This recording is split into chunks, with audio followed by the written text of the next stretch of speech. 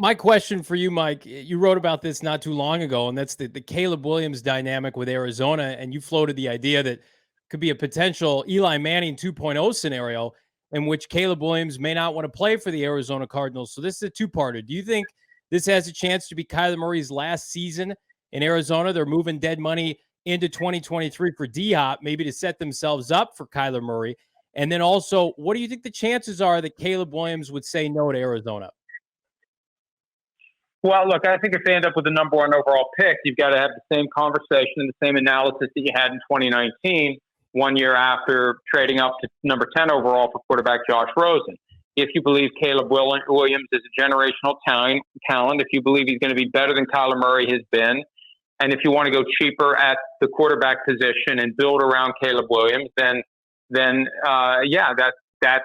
something you need to consider. And I wrote recently about what the cap consequences would be and the timing of a trade and the timing of a release and the structure of a release. And I think everything should be decided by the fifth day of the new league year in March of 2024, because there's another $30 million or so that becomes fully guaranteed when that day comes and goes for Kyler Murray. But, you know, with Caleb Williams, look, until it happens, it's speculation, but somebody's eventually going to do it. And in this age of NIL money where guys are making it and they're stockpiling it and they have power with that money, they can say, I'm staying in school for one more year.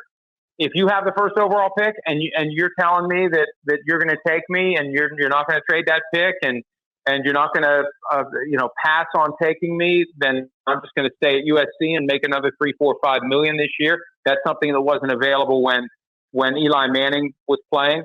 It's something that Peyton did. He stayed in school without getting paid, at least as far as we know, because he wasn't 100% certain that the Jets were going to take him with the first overall pick in 97. So one thing Williams could say is, I'm just going to stay in school. The other thing he could do is say, I'll just sit out all year. I got this money. I'll just stay in shape and I'll wait for next April. And next April, whoever has the first overall pick in the draft, hopefully they'll take me seriously when I tell them, if I don't want to play for them, that they need to trade that pick. So I feel like that's going to happen. And maybe it happens with the next Manning. Maybe that's when it happens. Sure. But I feel like it's going to happen with somebody because the dynamic is so different now that these guys are making real money. And so they can stay in school and keep making it, potentially, or they can sit out and just live off of the money they've already made.